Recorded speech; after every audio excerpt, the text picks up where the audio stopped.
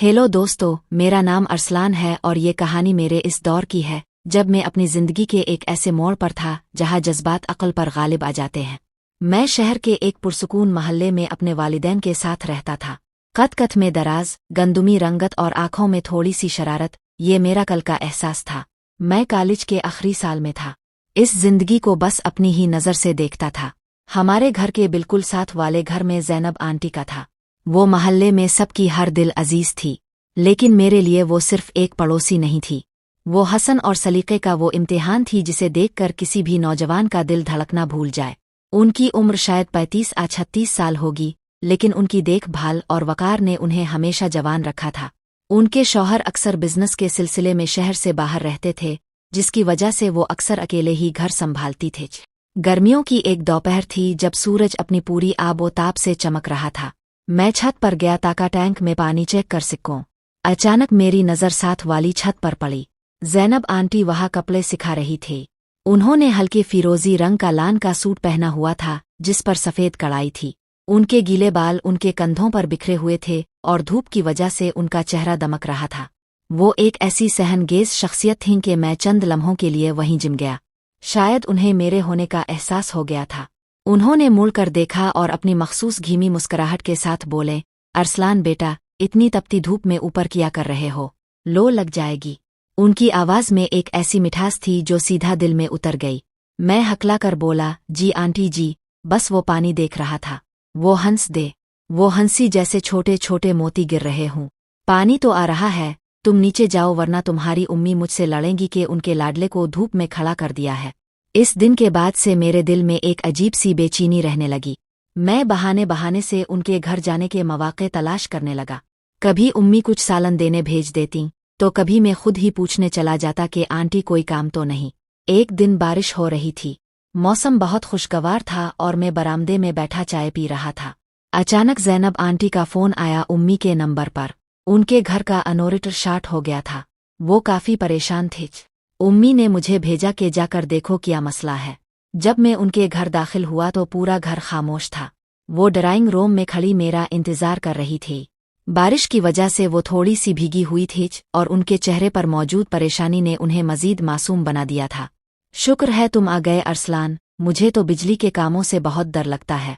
उन्होंने सोफे की तरफ इशारा करते हुए कहा। मैंने सीली लगाई और अनोरिट को चेक करने लगा।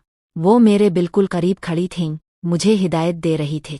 उनके परफ्यूम की धीमी खुशबू मेरे हवास पर छाने लगी। वो इतनी करीब थीं कि मुझे उनके सांस लेने की आवाज़ भी सुनाई दे रही थी। ख्याल से अरसलान, कहीं करंट ना लग जाए।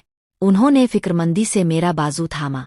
उनका लम्स इतना गर्म और नरम था कि मेरे जिस्म में एक बिजली सी दौड़ गई। मैंने उनकी तरफ देखा। उनकी आंखों में एक अजीब सी चमक थी, ऐसी चमक जो शायद कुछ कह रही थी, लेकिन लफ्ज़ों की मोहताज नहीं थी। मैं ज़ैनब आंटी के घर बिजली ठीक करने गया था। जब उन्होंने मेरा बाजू थामा तो मुझे महसूस हुआ कि सिर्फ बिजली के तारों में ही नहीं बल्कि मेरे अंदर भी एक हाई वोल्टेज करंट दौड़ गया है। वो लम्हा ऐसा था जैसे वक्त थम गया हो। बाहर बारिश की आवाज़ तेज़ हो रही थी और अंदर कमरे में हम दोनों के दरमियान एक ऐसी खामोशी थी जो बहुत कुछ बोल रही थी। मैंने हिम्मत जमा की और उनकी तरफ देखते हुए कहा, आंटी काम तो हो गया है, बस अब ये बटन ऑन करना है। उन्होंने फौरन अपना हाथ पीछे खींचा जिससे उन्हें भी एहसास हो गया हो कि वो कितनी देर से मेरा बाजू पकड़े खड़ी थे। उनके गालों पर हल्की सी सुर्खी दौड़ गई जो उनकी रंगत पर बहुत भली मालूम हो रही थी। शुक्रिया अरसलान, तुम न होते तो आज मैं अंधेरे में ही बैठी रहती। बिजली ठीक करने के बाद मैंने जाने का इरादा किया लेकिन उन्होंने रोक लिया। ऐसे कैसे जा सकते हो? इतनी मेहनत की है, चाय पी कर जाओ। और देखो बा, उनका लहजा हुक्मनामा भी था और प्यार भरा भी। मैं इनकार न कर सका। वो किचन में चली गईं और मैं वहीं मेज़ पर बैठ गया। किचन में मसालों की महक और उनके हाथों में बजती चूड़ियों की खनक ने माहौल को बड़ा रोमानवी बना दिया था। वो पकौड़े तुलने लगे और तेल के कड़कने की आवाज़ के साथ साथ मेरे दिल की धड़कनें भी कड़क रही थी। अरसलान तुम अब बड़े हो गए हो, उन्होंने किचन से ही आवाज़ दी। कभी सोचा है कि तुम्हारी पसंद कैसी होगी? मैं थोड़ा सा शर्माया। आंटी बस कोई ऐसी हो जो समझदार हो और अब जैसी बावकार हो। वो किचन से बाहर आए। हाथ में चाय की प्यालियाँ और पकोड़ों की प्लेट थी। उन्होंने एक नज़र मुझे देखा और शरारत से मुस्कुराए। मुझ जैसी यानी तुम्हें बड़ी उम्र की औरतें पसंद हैं। उनकी इस बेपुरवा बात करने ने मुझे लाजवाब कर दिया। मैंने नज़रें झुका ले, लेकिन वो मेरे सामने ही बैठ गए और मेरी आंखों में झांकने लगे। इस वक्त उनके चेहरे पर एक अजीब सा एतमाद और कशिश थी। चाय पीते पीते बातें गहरी होती गई। उन्होंने अपनी तन्हाई का जिक्र किया। ये बताया कि उनके शौहर काम में इतने मसरूफ रहते हैं कि उन्हें कभी कभी लगता है वो इस बड़े घर में सिर्फ एक सजावट की चीज़ हैं। उनकी बातों में उदासी थी, लेकिन उनकी आंखों में एक तड़प थी। तुम जानते हो अरसलान, कभी कभी इंसान को सिर्फ एक ऐसे इंसान की ज़रूरत होती है जो इसे देखे, इसे महसूस करे। उन्होंने धीरे से कहा और अपना हाथ मेज़ पर मेरे हाथ के करीब रख दिया। मेरे अंदर जैसे तूफान आ गया।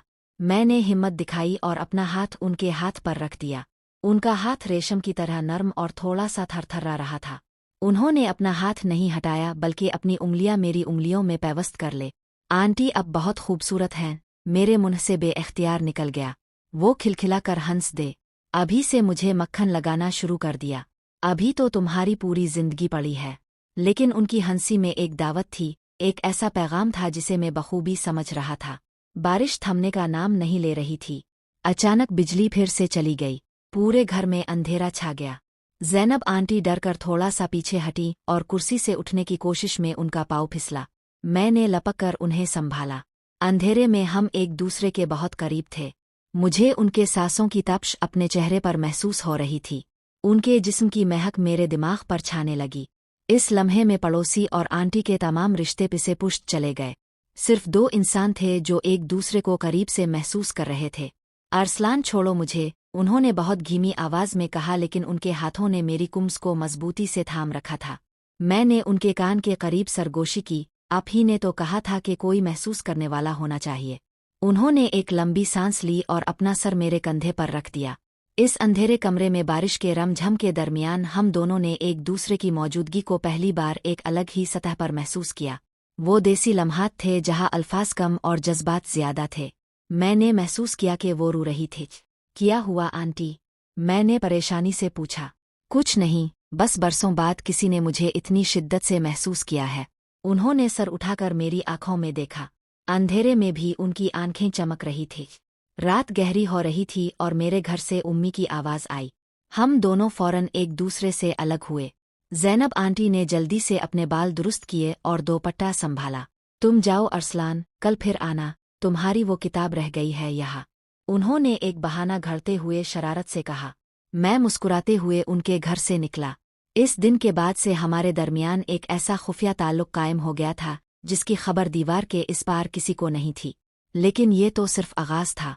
अभी तो बहुत से ऐसे मोड़ आने थे जहां अपनी हदों को पहचानना था, फिर उन्हें पार करना था।